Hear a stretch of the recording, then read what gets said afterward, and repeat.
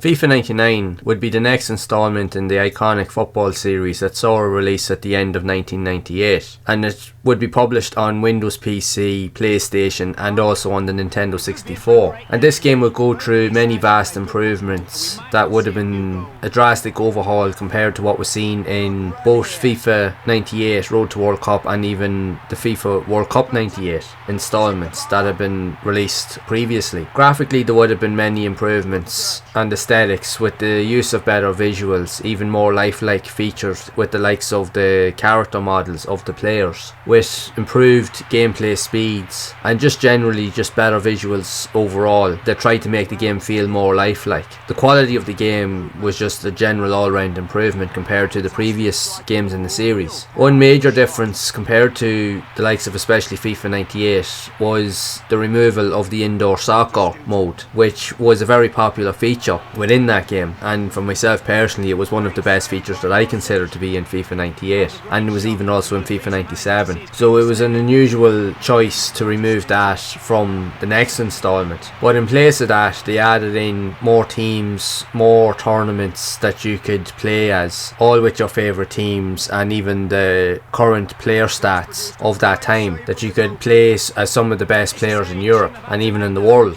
The game would also receive many favourable reviews pretty much on all platforms according to magazines, and would become a UK bestseller that would actually knock Tomb Raider 3 off the top selling spot during the early stages of 1999, because at that point, with the success previously of FIFA 98, FIFA had quickly risen to the dominance of soccer games within the football genre, while you also had the ISS Pro series from Konami, which were also fantastic football games in their own right. Unfortunately, where FIFA held its own was the fact that they had access to all of the licenses from all of the clubs in the countries, where they had all of the official player stats for each season, for each iteration of the game that they created. Plus there was a gradual improvement with each of the games that you actually see through each iteration of the game for each year that it was released. But with the ISS Pro games, it would take a number of years before they would be able to acquire any sort of licenses for team names and players in general, and in a lot of cases that's what would have given advantage to the FIFA series in general, because the majority of football fans would have wanted to play with their official teams or the teams that they support, and to have access to all of the proper character stats and influences that would have been available at that time. So that would have had more selling appeal for the games during that period, and even just primarily in general. So it's easy to see why